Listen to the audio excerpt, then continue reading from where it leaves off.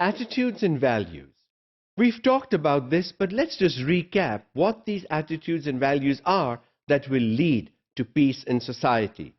Self-respect, respect for others, beginning with me, going out to the rest of the world, gender equality between men and women, respect for life, all life, human and animal and plant, compassion and global concern.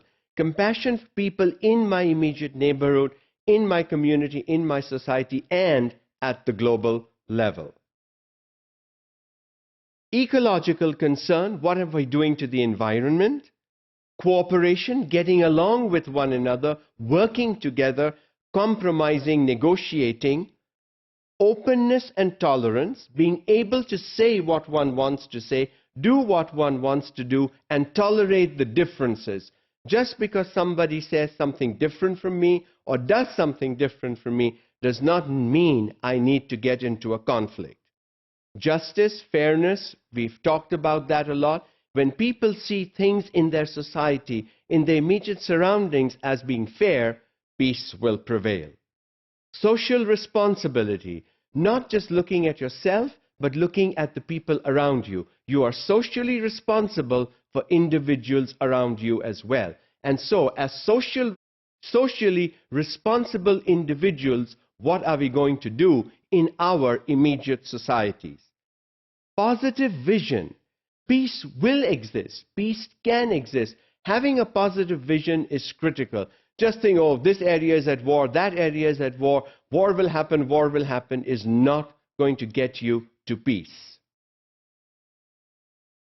What skills do we need if we want to become good at this? Reflection. You need to sit back and reflect. What did I say? What did I do? What did somebody else do? And so on. Reflection is critical. Critical thinking, that is doing some analysis, looking at something from multiple perspectives, is critical thinking. Decision making. You have to make a decision. You're going to fight or you're not going to fight. You're going to compromise or you're not going to compromise. Whatever it is, you have to make a decision. Imagination. Imagine a world at peace. Imagine a world where there's no war. Imagine a world where people don't fight. That kind of imagination will lead to peace. Communication. Yes, we need to communicate. We need to talk. If we don't communicate, peace is not going to happen. Conflict resolution.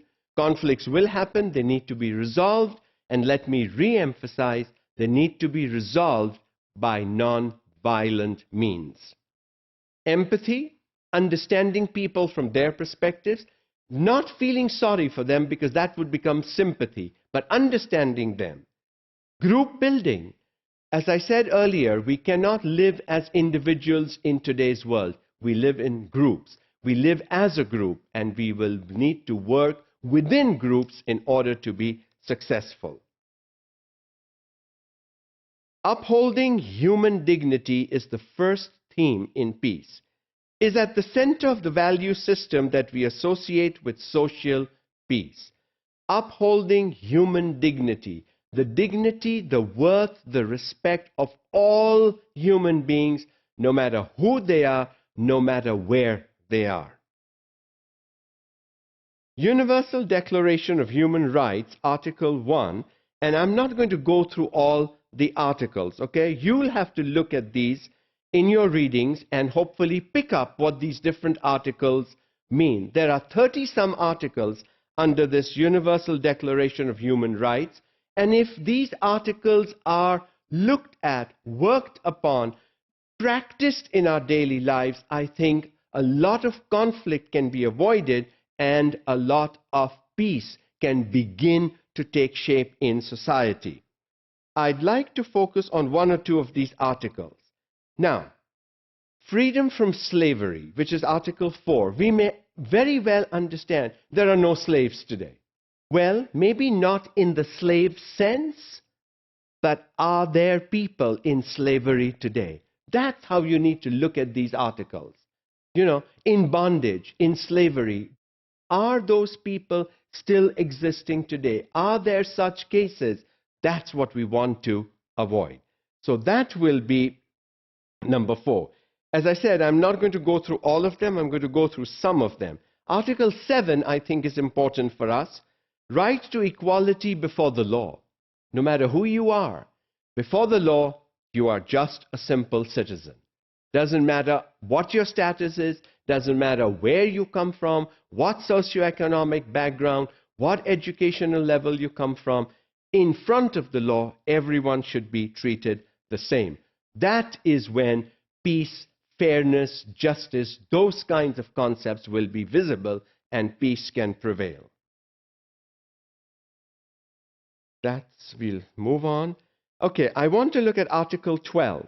Freedom from interference with privacy, family, home, and correspondence. And today, with the virtual world, with, technology, computers, smartphones, chips, where everybody is exposed to all of our information, is not the right thing.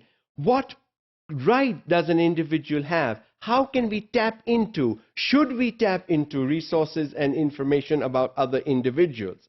Will be some critical decisions will need to be made, especially in terms of modern gadgetry that's coming about. This is okay. Okay, number 17 again, I want to look at right to own property. Anywhere, this is not agricultural property, residential property, commercial property, right to own property. Now, the question is how much is too much? That is what needs to be addressed, but not you can't have property and because it's so expensive. Well, how do we make it so that the common man can also get some property?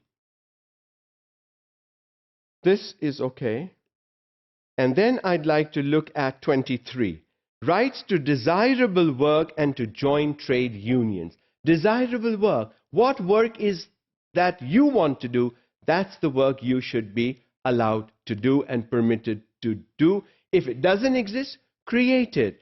Like today, with our education, we have to stop creating job seekers, but I think begin to create job creators. That's what the need of the 21st century really is.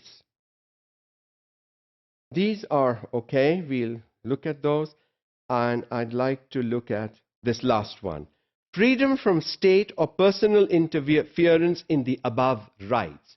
When the state comes in or when the government comes in and says, no Facebook today or no jam the mobile networks and stuff like that, is that right? And so looking at all these kinds of things that deal with human rights, as human beings, we have rights. But don't forget, with the rights, there are also responsibilities. And the rights and responsibilities together can lead to peace.